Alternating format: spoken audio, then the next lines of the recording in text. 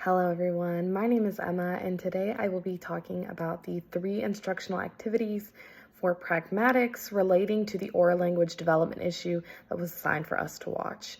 So the first instructional strategy that I'm going to recommend for pragmatics would be role-playing scenarios. So role-playing scenarios are highly effective instructional strategies for teaching pragmatics, which involves the use of language in social contexts. This strategy allows students to actively engage in real-life conversations and practice appropriate language and social skills. So what that would look like in a classroom is you would have a group of students, 1 or 2 students, or if you have a small group, you could do yourself and a couple students, and you would essentially just be role-playing out different scenarios. You could talk about using polite language in various social situations and begin that as a role-playing scenario. You could have several students be a cashier and one be a customer, and then talk about how that dynamic would go in using polite language. An important thing to know is that each student would be taking on different roles and participating in appropriate language, tone, and nonverbal cues. The second instructional strategy I'm going to be tying with pragmatics would be video analysis.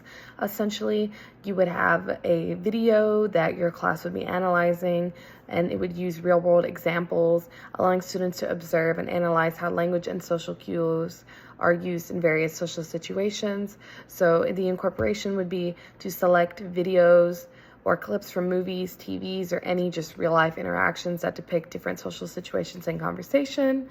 These videos would illustrate effectively and ineffectively pragmatic communication, so the students would be able to differentiate the two and discuss amongst themselves and with the class the difference.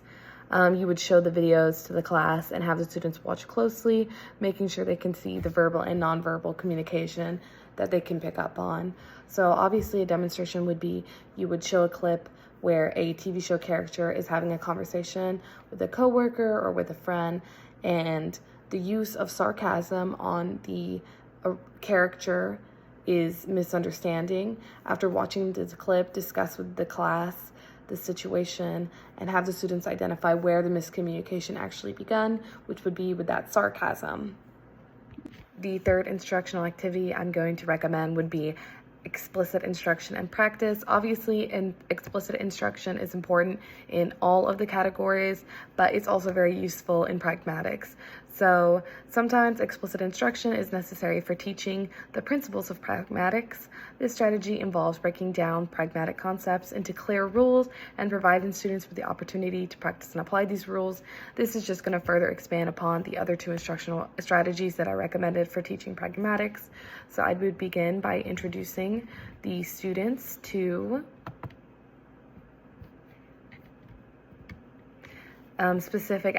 I would begin by introducing students to specific aspects of pragmatics, such as the use of politeness strategies or indirect language.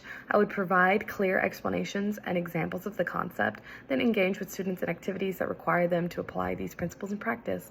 So I would teach them the concept of face saving as an example demonstration, just to provide an example of how students use polite language to maintain positive and social interactions.